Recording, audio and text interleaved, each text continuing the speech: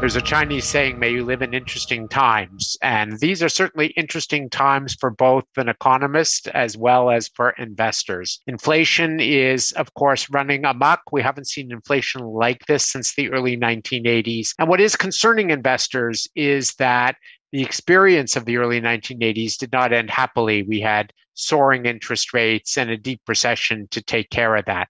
We're still hopeful that while a real soft landing is probably out of the picture, in other words, we are going to have some economic pain to wrestle inflation back down, that central banks can do that by having 2 years of minimal economic growth as opposed to an outright deep recession. And the central banks are right now still in the process of finding out what interest rate it's going to take in order to get us there. The Bank of Canada still believes it has a little more to go, but we don't think that rates will get through 4% in either the US or Canada. And that does portend a period of slow growth and a tricky period for investors. Inflation should come down notably in 2023, not only because of slowing growth here in North America, but also because of visible recession risks in Europe, slow growth in China, which are already starting to take the heat off of some of the globally determined prices, particularly for commodities, but for other cyclical goods as well. That will help Canada on the inflation front, but it's not going to be a pain-free exercise. We're going to need slower economic growth to get that done. And that includes some pain for the real estate sector. Housing has slowed dramatically in terms of resales. The next shoe to drop on that will be construction activity will likely slow. As condos stop selling as briskly this year, it portends weaker starts for new dwellings next year. And all that is going to mean that the Canadian economy at best is going to hover at growth rates at 1% or maybe even less. Wouldn't surprise us to see a negative quarter here or there as part of the process of weaning economic growth down to a level that brings inflation under control.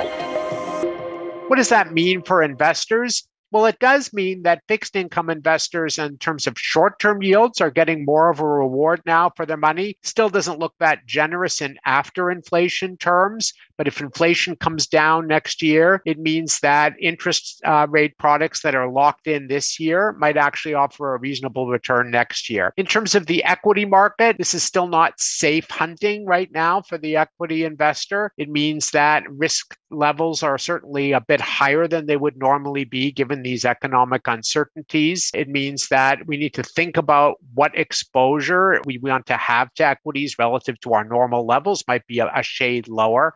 And if there are risks ahead, they're more on the side of earnings disappointments. The market is braced now for higher interest rates and the impact that that has on equities. Part of the risk is already priced in, but what may not be fully priced in yet is the likelihood that with very slow economic growth in both the US and Canada, with imminent recession risks in Europe and slow growth in Asia, that earnings growth also slows to a trickle. Market right now seems to expect that next year's earnings growth will be similar to this year. Our view is it's likely to come in lower. We're likely to see a couple of years of very slow growth in earnings. And so the equity market still may have some adjustment to do in the next quarter or two.